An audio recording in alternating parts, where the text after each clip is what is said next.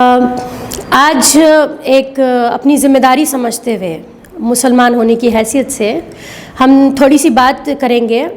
وسیم رضوی کے اوپر۔ حالیہ ہم نے جو ہے کچھ بیان سنے ہیں جو نیوز میں بھی آج کل کافی وائرل ہو رہے ہیں، اخباروں میں آ رہے ہیں کہ یہ وسیم رضوی جو کہ پہلے شیعہ وقف بورڈ کا چیئرمین تھا اور اس کے علاوہ ایک رام جنم بھومی نام سے فلم بنائی، اس کا پروڈیوسر رہا۔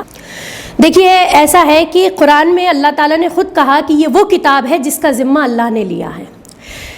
ہم قرآن اور حدیث یہاں پہ اس لیے کوٹ کریں گے کیونکہ وسیم رضوی نے یہ ایک فتنہ اٹھایا ہے کہ کچھ 26 آیتیں قرآن میں ایسی ہیں جو لوگوں کو ٹیررزم کی طرف آمادہ کر رہی ہیں۔ میں اس کی طرف بعد میں آؤں گی، پہلے میں آپ کو بتا دوں کہ قرآن میں اللہ تعالیٰ نے فرمایا واضح طور پر کہ یہ وہ کتاب ہے جس کا ذمہ اللہ نے خود اٹھایا، کیونکہ یہ جو کتاب ہمارے پاس دنیا میں ہے یہ تو مطلب کہ پیپر کی کاغذ کی شکل میں موجود ہے، اصل جو ہے وہ تو لوح قرآنی میں محفوظ ہے۔ دوسری بات کہ بہت ساری کتابیں صحیفے اترے بہت نبیوں پر جن کا کوئی پروف نہیں رہا یا ان کو مطلب کہ سیکیور کر کے نہیں رکھا گیا تو وہ کہیں نہ کہیں ضائع ہو گئے، لیکن 4 رسول اور 4 ایسی کتابیں جس میں زبور، انجیل، توریت اور قرآن، جس میں سے جو 3 کتابیں ہیں جن کا تعلق جو ہے وہ یہودیوں سے اور ہمارے عیسائی بھائیوں سے بھی ہے، وہ کافی حد تک بدلی جا چکی ہیں۔ ایک واحد قرآن ایک ایسی کتاب ہے جس میں نہ کوئی تبدیلی اب تک ہوئی ہے نہ ہوگی۔ حضور پاک صلی اللہ علیہ وسلم کی حدیث تھی کہ قیامت سے پہلے کئی فتنے آئیں گے، یہ اسٹیٹمنٹ دینا وسیم رضوی کا کہ 26 آیتوں کو بدلا جائے یہ انہی فتنوں میں سے ایک فتنہ ہے، اور ظاہر سی بات ہے ایک ملعون قسم کا آدمی ہے۔ میں اس کو کسی کمیونٹی سے نہیں جوڑوں گی۔ دیکھیے یہ شیعہ وقف بورڈ کا چیئرمین تھا، رہا ہوگا، ہمیں اس سے مطلب نہیں ہے۔ شیعہ بھائی ہمارے ساتھی ہیں، ہماری کمیونٹی کا حصہ ہیں، ہم سنی اور شیعہ کبھی بھی الگ نہیں تھے۔ ہم ایک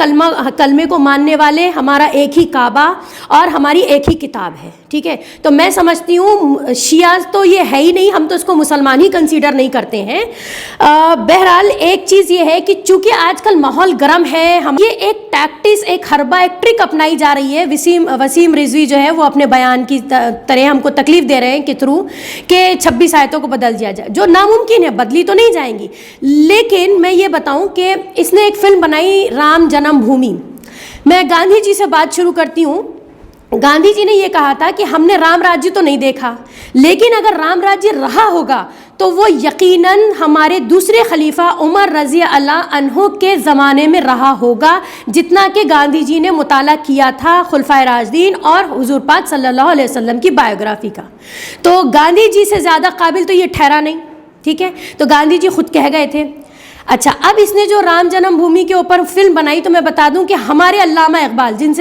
جن سے بڑا کوئی شاعر، کوئی مفکر نہیں پیدا ہوا، انہوں نے تو خود رام کے اوپر ایک نظم لکھی تھی جس میں انہوں نے کہا تھا کہ رام جو ہے وہ امام الہند ہے، ہم سے زیادہ عزت دوسری قوموں کو کوئی قوم نہیں دیتی، ہم سے زیادہ محبت کی بات، ہم سے زیادہ انسیت کی بات، ہم سے زیادہ پیس کی بات، نان وائلنس کی بات کوئی دوسری قومیں نہیں کرتی۔ آج تک اٹھا کر آپ اگر ہسٹری دیکھ لیں کہ وار ہوئی، جنگیں ہوئی، ریولیوشنز آئیں، مار پیٹ ہوئی، میساکر ہوا، ٹھیک ہے نا، نرسنہار جسے کہتے ہیں، تو اس میں کتنے مسلمان تھے جنہوں نے جو وجہ بنے ان سب چیزوں کے۔ بلکہ میں تو کہتی ہوں کہ مسلمان اس وقت بھی اور پرانے اگر ہسٹری اٹھا کے دیکھیں تو زیادہ تر تشدد کا نشانہ ہوتے رہے ہیں۔ تو یہ ایک بات کو پہلے تو میں کنڈم کرنا چاہتی ہوں جو اس نے یہ کہا کہ ٹیررزم کی طرف لے جاتی ہیں اور ٹیررسٹ بناتی ہیں یا ڈر دکھاتی ہیں، تو یہ تو سراسر اس نے جھوٹ بول دیا۔ اگر کوئی اس کی بات کا پروف لینا چاہتا ہے تو وہ ان 26 آیتوں کو ڈھونڈ کے ان کا مطالعہ کر لے، دودھ کا دودھ پانی کا پانی وہیں ہو جائے گا، ٹھیک ہے۔ یہ ایک ملعون شخص ہے اور ابلیس کہنا بھی غلط نہیں ہوگا کیونکہ بی جے پی کا ماننے والا فالوور ہے تو ظاہر سی بات ہے ان کے ایجنڈے پہ کام کر رہا ہے۔ اور ایک ایجنڈا جو دنیا میں اس وقت چلا ہوا ہے وہ ہے یہودیوں کا،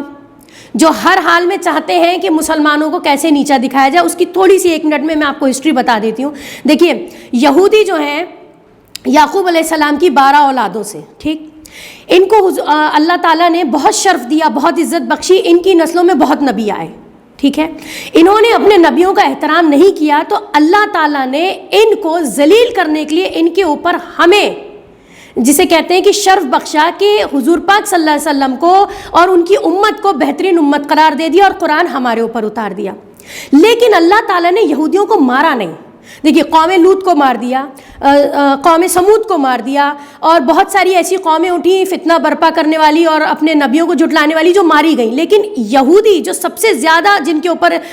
مطلب کہ گناہ آتے ہیں اپنے نبیوں سے بے حرمتی کرنے کے, ان کو اللہ نے مارا نہیں, ان کو اللہ نے رکھا. وہ کہیں نہ کہیں اس لیے تھا کہ اللہ نے ہم سے کہا ہے کہ جب تم خدا اور رسول کی اطاعت چھوڑ دو گے تو تم پر دوسری قوموں کو اس لیے مسلط کر دیں گے تاکہ تمہیں احساس ہو.